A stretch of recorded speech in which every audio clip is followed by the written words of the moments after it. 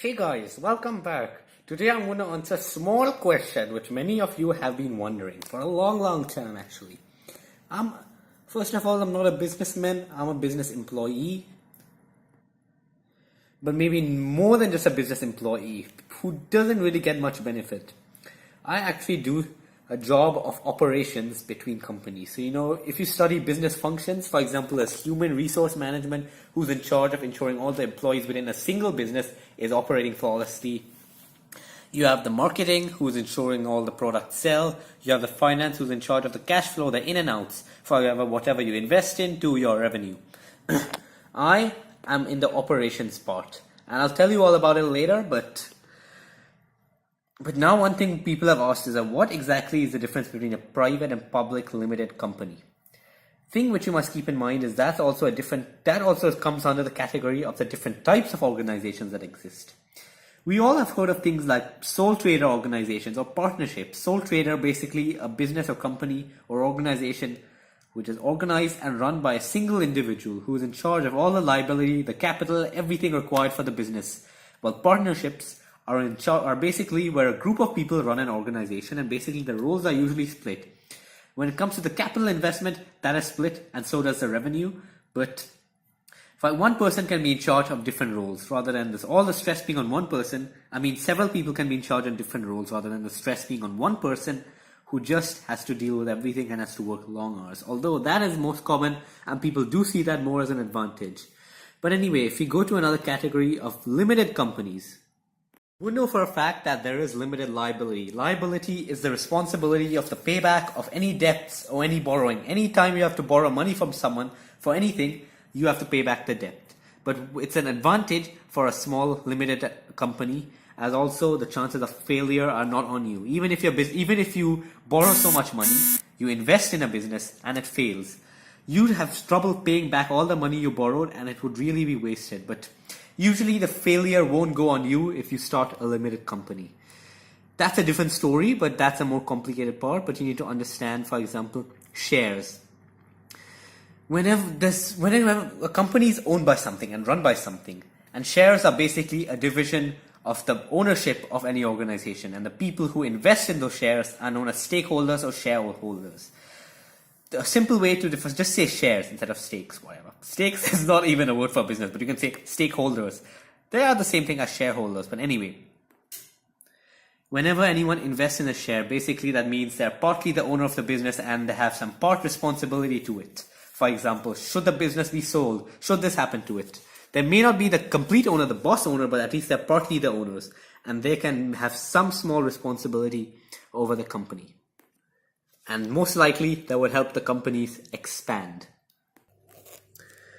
And as I mentioned before, the owner won't get the fault if a company fails. It's the company itself. That might also sound disadvantaged, but at least that's more convenient.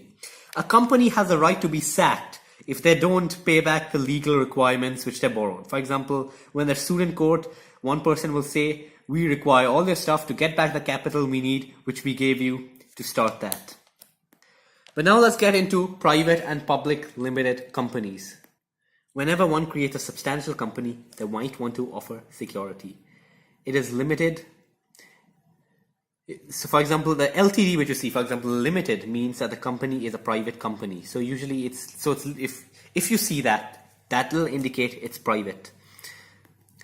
And that means, I did mention the fact that you can invest in shares and you can have part ownership of the business. Anyone can do it, but in a private company, that is not the case. The shares can only be bought or sold by the owners themselves. Basically, the only people responsible for those shares are the owners or the other employees or anyone who's within the organization. The public can't just come up and go to the stock market and say, I want to invest in those shares.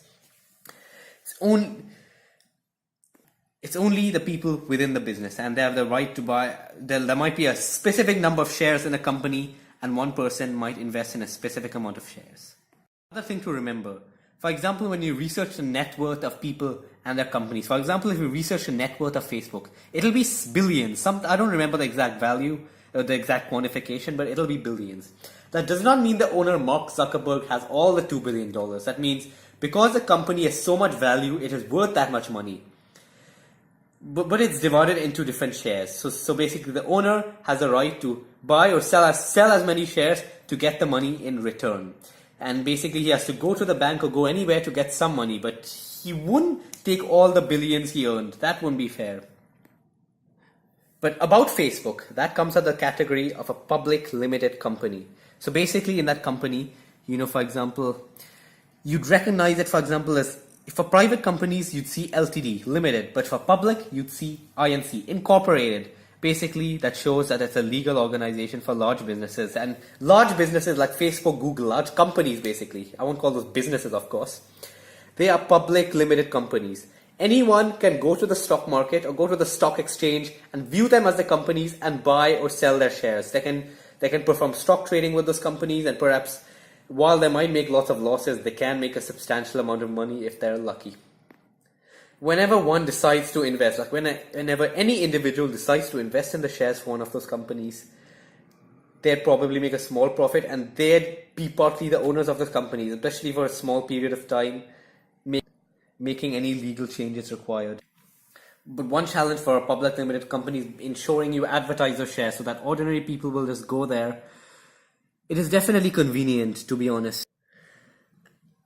And the possibility of buying and selling shares is actually a good opportunity for people so they can purchase them in the first instance. And this basically, they would invest immediately. So keep in mind, public companies have the right to sell shares to the general public, and that is only usually big organizations. And if you go on any stock exchange site, you'll find them. Google, Facebook is one of them as far as I know. But private companies don't have that right. Their shares are within themselves. So guys, I hope that answers your questions. If you need more details, you can simply let me know. If you need, and guys, because I'm in the business field, you can ask me for help anytime. Just PM me or comment anytime if you need help with business. I'll definitely try and help you. And you know the differences between the ownership and control of those organizations. There might be differences in that, but I can get to that later. But anyway, thank you. See you.